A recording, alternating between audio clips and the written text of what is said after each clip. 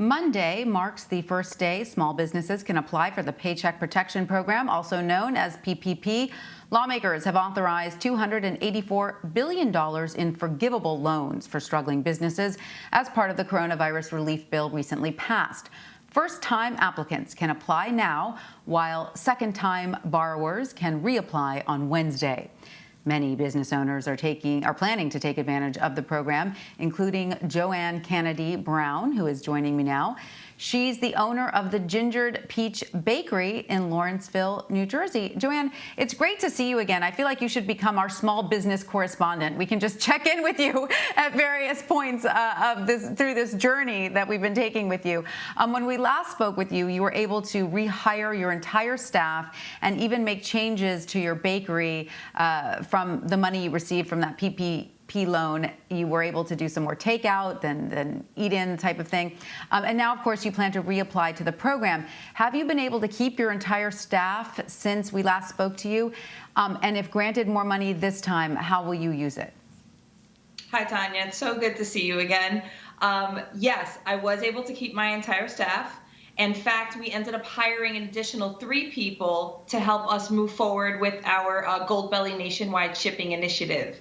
So if we were to receive money again through this round of the PPP program, we will continue to keep all of those people employed, expand their hours so that we can continue to move forward in the right direction.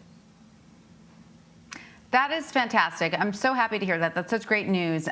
What difference do you think the Paycheck Protection Program has made for your business? I think the difference that it made was one of the biggest pressures that we see as small business owners in operating our businesses is, one, the labor and the taxes associated with that labor and the sunk costs such as rent. So being able to lift a piece of that off, like removing the labor, even if it's only for a 1-month or 2-month period where we have the PPP program's funding, it now opens up that money for us to use for other things, like, for instance, buying the packaging that we need. Still securing gloves. The price of gloves have more than quadrupled in pricing because of the increase in demand. So what the PPP program has allowed us to do is, rather than us saying, okay, I have to choose between buying the essentials of what we need, flour, sugar, whatever it may be, or employing this person, we can now do both and keep everything in balance. And of course, so far, the COVID-19 pandemic hasn't shown any signs of slowing down, although there is hope with the vaccine beginning to be circulated. What are some of your biggest concerns and challenges in this new year? One of the biggest concerns that we have is, how do we keep the employees safe, and how do we react properly as a business when we are impacted? We, right before Thanksgiving, probably 3 weeks before Thanksgiving, had an employee test positive. And, you know, there's different restrictions in place in terms of remaining open or not remaining open.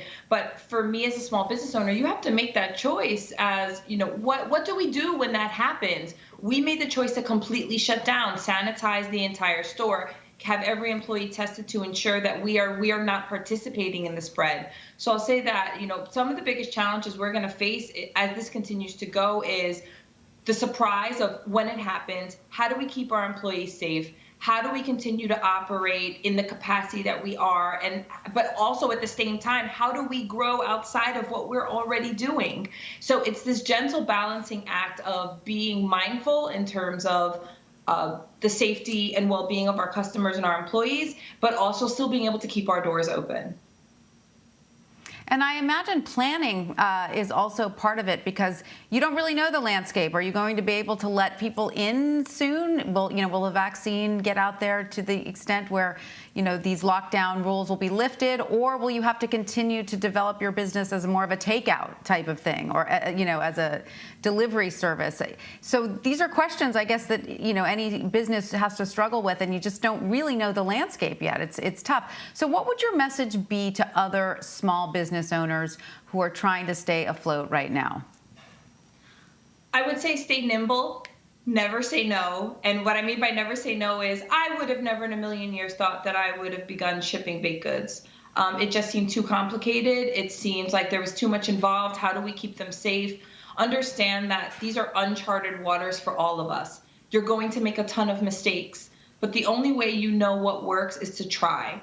So be open to new ideas, trust your instinct, be conscious of what's happening around you, but also understand at the end of the day, you have to do what's best for you, your coworkers, and the business at hand. And just be really smart about how you manage the small amount of money that you do have. I don't think that we are going to get open anytime soon in terms of being able to have people come in. New Jersey has been very cautious in terms of the way that they are approaching this. There are still a ton of restrictions on us as food service establishments. So we're just trying to play within the rules to be as effective as we can in what's happening now in our environment. Can I ask you, have you actually been able to grow your business since the pandemic, or has it just been about maintaining it?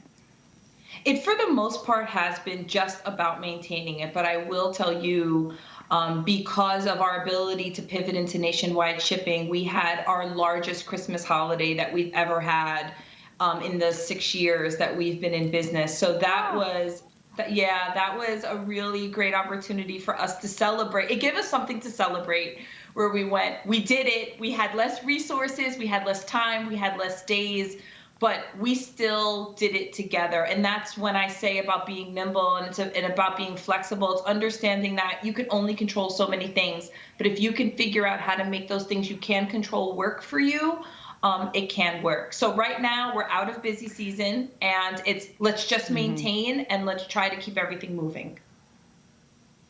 Well, congratulations. We're so excited to hear it when a small business like yours can succeed in these challenging times. Joanne Canady-Brown, thank you so much for joining us. Thank you, Tanya. Thank you for having me again.